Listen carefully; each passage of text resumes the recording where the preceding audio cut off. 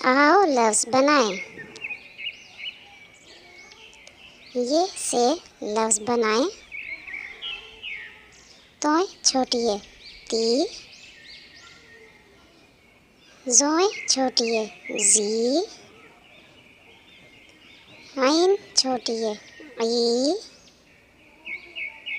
Gain छोटी है गी, फे छोटी है फी, काफ छोटी है की, काफ छोटी है की,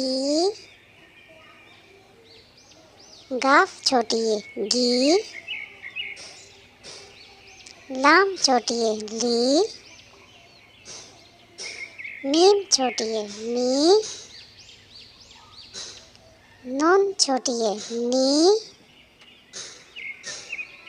वाव छोटी है वी, हा छोटी है ही, ये छोटी है ये। 4 हुरूफी अल्फाज बा की, हा की, बा गी, दा ई, शाफी, बाली, नानी, शाही, रावी।